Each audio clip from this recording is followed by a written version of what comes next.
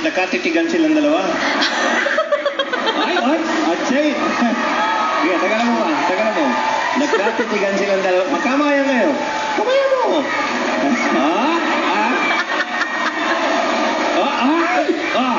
Halika na. Halika na. Minus na ito. Halika, Ken. Okay, tingnan natin. Ang lumalabas, si Ken. Kanina 18. Si Ken naka 18280 kanina si Gretchen.